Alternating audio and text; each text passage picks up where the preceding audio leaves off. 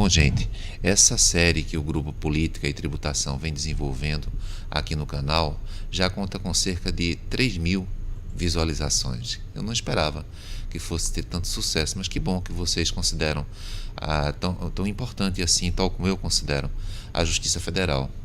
E hoje nós vamos ter a oportunidade de escutar uma pessoa, um juiz federal, que tem um trabalho de quase 30 anos junto à Justiça Federal. Foi auxiliar judiciário, foi técnico judiciário, analista, o termo atual, judiciário, foi procurador federal, foi assessor de desembargador junto ao Tribunal Regional Federal da 5ª Região, enfim, quase 30 anos de Justiça Federal. Foi aprovado também no concurso de procurador da Assembleia Legislativa do Estado de Pernambuco, um concurso extremamente importante, e já está há quase 20 anos como professor de Direito Civil, uma disciplina essencial na prestigiada, na tradicional Faculdade de Direito Recife, da Universidade Federal de Pernambuco. Eu me refiro ao doutor Flávio Lima. Muito obrigado, Flávio, por ter vindo. É uma honra, é uma satisfação estar aqui. Efetivamente, o colega Elioren faz um trabalho excepcional de divulgação de questões jurídicas, trazendo à luz temas importantíssimos para o conhecimento da sociedade, e eu gostaria, dentro da minha possibilidade, de contribuir um pouco no esclarecimento dos temas que eventualmente venham a ser inquiridos nesta tarde. Rapaz, fala sobre essa tua trajetória brilhante, desde você trabalhou como técnico, analista, auxiliar judiciário aqui na Justiça Federal, não é? E está como juiz federal já há tanto tempo. Como foi a Justiça Federal na tua vida? Como é que isso surgiu? Pois foi um pouco por acaso, porque eu era de outra área, eu era estudante de administração de empresas e fiz um concurso, isso na década de 80, no final da década de 80, que era para a Justiça Federal. E na época eu não tinha a menor noção do que era a Justiça Federal. Antes de me formar, eu fui chamado para ocupar o cargo de auxiliar judiciário. Na época eu fiz o concurso, não tinha nível superior, era estudante. E aí eu iniciei aqui na Justiça Federal e me apaixonei pelo direito. Tá. Eu vi que realmente era isso que eu queria fazer. Aí fiz o vestibular para a Faculdade de Direito Recife, fiz o curso e posteriormente, a conclusão do curso, eu comecei a fazer concursos. Então você, ao mesmo tempo, trabalhava e estudava. Exatamente. Não é? Deve ter sido muito difícil, né? Esse período de trabalhar e estudar, muito cansativo, né? Bastante. Eu trabalhava durante aqui a partir de meio-dia e até às 7. O horário era esse. E eu compensava em outras oportunidades o horário que era necessário, porque eram 8 horas. Eu sempre tive apoio da chefia da época, o professor Francisco Cavalcante, que é professor titular da Faculdade de Recife em Direito Administrativo. Exatamente, ele sempre apoiava quem tinha interesse em estudar. E realmente eu tive esse apoio para poder estudar, mas tinha uma carga de serviço aqui na Justiça Federal, nunca faltou serviço. É verdade. Não é verdade? Então essa carga de serviço me era exigido, eu tinha que cumprir o horário também, e eu estudava pela manhã, e à noite, quando chegava em casa, aí varava as madrugadas estudando. Muitos anos assim?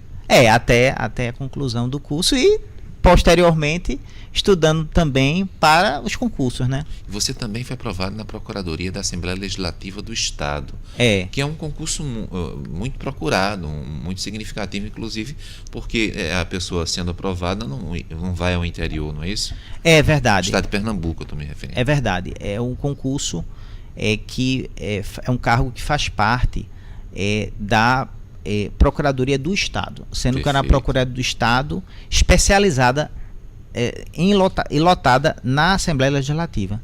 Além desse concurso, eu fiz também outros concursos, que também fui chamado como procurador da SUDENE, fui chamado também, procurador da Universidade Federal de Pernambuco, Certo. e outros concursos que eu fiz também.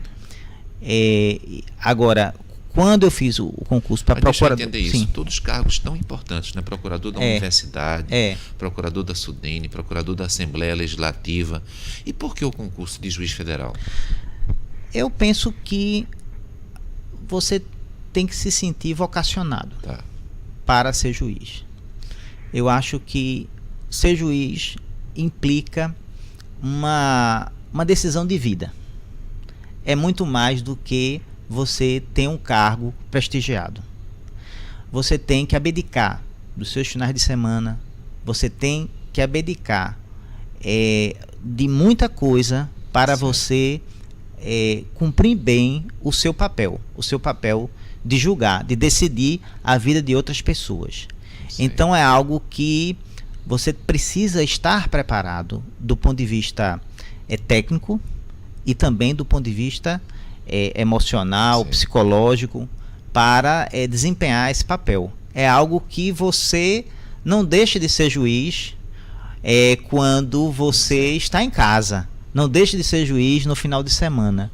Por mais que você procure se desconectar, vem muitas vezes aquela ideia de solução de um determinado caso que está aguardando por você. Certo. Então essa responsabilidade é algo que... também, restrições, né? Por exemplo, só a função de professor, e mesmo como professor há uma certa restrição, porque nós não podemos ocupar, digamos assim, vice-reitorias, não é? Então mesmo na universidade há restrição. É verdade. A nós não é possível ocupar cargos técnicos dentro da universidade e administrativos dentro da universidade. Isso limita, né, a nossa atuação perante a universidade, né, e nos impõe essa restrição também, como outras pessoas que ocupam cargos públicos. Não podemos exercer direção de empresa, não podemos ter mais de um vínculo em universidade, só podemos ter um vínculo de universidade, e mesmo assim limitado a compatibilidade de horário segundo o entendimento da corregedoria. Então, até isso nós temos que nos submeter ao crivo da corregedoria quanto à questão das aulas que nós damos, né, durante o nosso ano letivo. E fala sobre o concurso de juiz federal. Como é que na tua vida isso foi ocorrendo? São várias etapas. Explica um pouquinho pra gente. O concurso de juiz federal é um concurso extremamente difícil.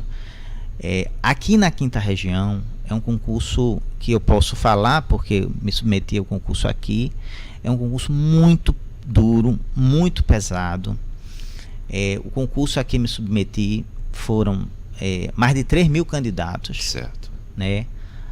Passaram 12 candidatos apenas.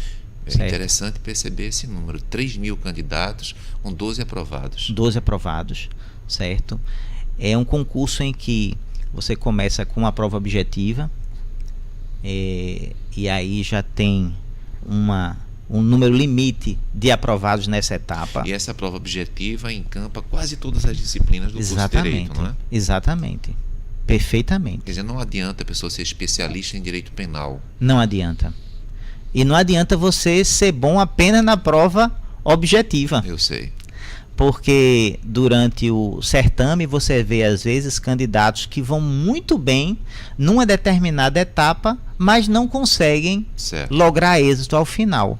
Porque a avaliação que se faz para o juiz federal é em vários aspectos, e tem que ser assim. Então, essa prova objetiva, a prova de conhecimento geral, prova de marcar X. Posteriormente, temos uma prova que tem uma dissertação a fazer, responder perguntas sobre qualquer tema, objeto do concurso. Que é praticamente todo o programa do curso de Direito. Exato. Eu acho que às vezes até mais, porque É verdade. até mais porque tem determinadas questões que você não vê no curso. Previdenciário, por exemplo, não costuma ser tão... No nível de profundidade que é cobrado, não, né? E posteriormente tem a sentença civil e a penal. Essas sentenças são muito, geralmente, complexas, que exigem muito do candidato, não apenas o conhecimento, mas o discernimento de fazer o enquadramento adequado entre o caso concreto e aquilo que você sabe. Então é algo que muitas vezes o candidato ele tem muita dificuldade em fazer isso. Posteriormente tem a investigação da vida pregressa, isso é normal, saber se a pessoa está ou não está do ponto de vista moral, do ponto de vista também de algum tipo de impedimento legal para ocupar o cargo. Tá. Então isso é importante. E na sequência temos uma prova oral que é muito difícil também. Encampa quase tudo. Né? Quase tudo. Há um pequeno filtro, mas mesmo assim é muito assunto. No meu concurso, por exemplo, foram 19 candidatos para a prova oral. Perfeito. E 7 candidatos foram reprovados. Perfeito. E não eram maus candidatos. Todos eles eram preparados, mas... Já vinham de um filtro de 3 mil. De 3 mil. Mas aí o que é que acontece? Na hora da prova oral, os examinadores, com razão, eles vão aferir outros elementos que são fundamentais para o exercício do cargo.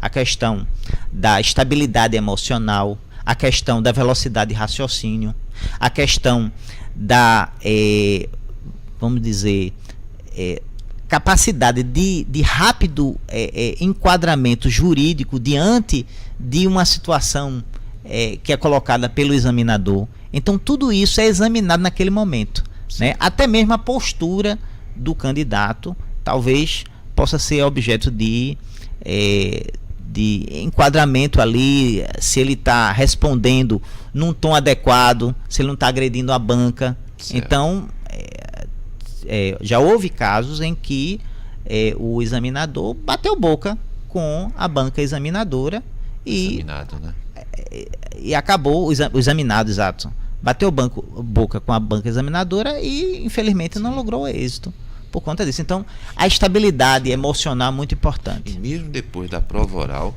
ainda continua, não existe mais um curso, né? Sim, existe o curso, né? Na minha época não tinha mais o curso. Certo. A gente, quando concluiu, no outro dia já fomos lotados em varas para o exercício profissional. Certo. Hoje em dia não, você tem o curso, que é uma coisa muito boa, certo? Que o candidato vai também ser testado, né? Também do ponto de vista prático. Então hoje está melhor nesse aspecto, né? O candidato sai mais preparado ainda para o exercício profissional. Perfeito. E em encerrado o concurso, toma posse, você já tem um número bastante grande de experiência aqui na Justiça. Diz aí uns 2 casos que te chamaram nessa tua longa trajetória profissional, 2 casos que têm um impacto social. Exercício da competência constitucional, artigo 109 da Constituição, na vida do juiz. Eu tenho vários casos assim que me tocaram, que mostraram como é importante que o exercício da atividade jurisdicional deva ser feita de forma cautelosa, cuidadosa, atenciosa a todos os princípios jurídicos, né, que possam ser utilizados. E teve um caso que me chamou bastante atenção, que teve a repercussão social, de uma determinada empresa que era líder aqui em Pernambuco numa loteria privada. Certo. Então vendia na TV os bilhetes de loteria e tinha uma capilaridade no estado enorme, sendo que a legislação que fundamentava o exercício dessa atividade, ela era inconstitucional, porque estava violando a Constituição Federal, que dizia que a outorga de loterias é da competência da União. E quem tinha dado a outorga tinha sido o Estado de Pernambuco. Certo. E a AGU ingressou com uma ação questionando isso. E eu fiz o exame do caso e entendi que era inconstitucional. E determinei que fosse suspensa a atividade. E aquilo foi impactante porque muitas pessoas viviam ligadas àquela loteria. Na época, inclusive, essa empresa era tão dinâmica que ela estava sendo consultada por uma empresa norte-americana, isso saiu no jornal e tudo, que estava procurando se associar ou mesmo comprar essa empresa, certo? Para ampliar a questão de loterias aqui no estado. E a AGU, quando fez esse pleito, eu entendi que era o caso de conceder a liminar, foi cumprida a liminar, foi fechada, os estabelecimentos foram fechados, eles entraram com um agravo de instrumento perante o TRF da 5ª Região. O TRF manteve a decisão, certo? Houve manifestação, certo, de rua, dizendo que as pessoas tinham perdido emprego e tudo. Houve algum tipo de... Eu cheguei a ser, vamos dizer, instado na rua. Quer dizer, o exercício da profissão de juiz também tem esse aspecto, não é só dentro do fórum. A gente também tem alguma repercussão em razão daquilo que é a nossa atividade profissional. O juiz, ele quando dá uma decisão, ele não deve estar preocupado, certo, se aquela decisão vai agradar A ou B. Certo. Ele deve estar preocupado que aquela decisão expresse o ordenamento jurídico, a Constituição, as leis que regulam a atividade, no caso, a atividade econômica, né, que aquilo ali merecia esse exame. Então, eu dei essa decisão e realmente meu nome ficou nos jornais um tempo, né, e de certa forma algumas pessoas que me conheciam chegaram a me perguntar por que eu tinha feito aquilo e tudo isso. Olha, é inconstitucional, eu estou apenas cumprindo a Constituição. E as pessoas muitas vezes não compreendiam. Não, mas pessoas vão ser demitidas por conta dessa decisão. Eu disse, pode até acontecer isso, mas a Constituição, ela existe por uma razão. E o papel do magistrado quando ele é instado a fazê-lo, cumprir o texto constitucional. E diz uma palavra, digamos, de incentivo para os jovens, para os estudantes, para aqueles que já têm um pouquinho mais tempo de atividade profissional, aqueles que pensam em vir a trabalhar na Justiça Federal, quer seja como juiz, quer seja como procurador, e aqueles que mesmo que não queiram vir à Justiça Federal para trabalhar profissionalmente, mas que têm uma certa simpatia em relação à Justiça Federal no Brasil. Dá uma palavra aí de estímulo. Bom, eu acho que aqui na Justiça Federal, certo, a gente pode não acertar 100% dos casos, mas todo juiz, todo desembargador, todo ministro, que está até fora da Justiça Federal, mas todo desembargador, ele procura cumprir o seu papel da melhor forma possível, examinando os casos com cuidado, com apuro. E eu diria que vale sempre a pena exercer o papel que você possui como membro do Ministério, como membro do Poder Judiciário, de forma plena, de forma responsável, porque a melhor coisa do mundo é você cumprir o seu papel e poder dormir o sono dos justos, né? Sem nenhuma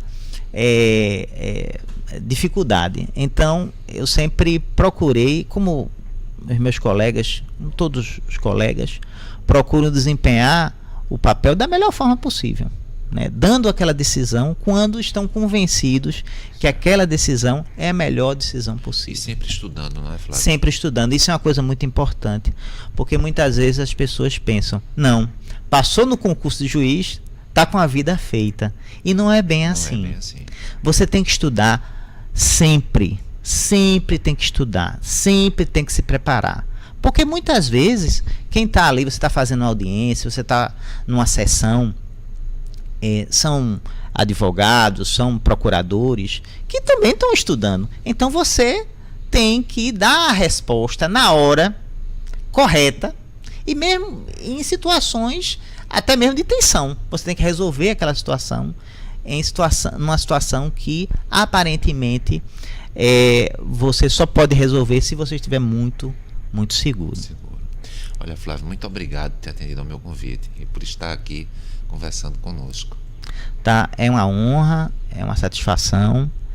Novamente, eu parabenizo a sua iniciativa. Realmente, esse programa está levando conhecimento à sociedade, né? Que precisa saber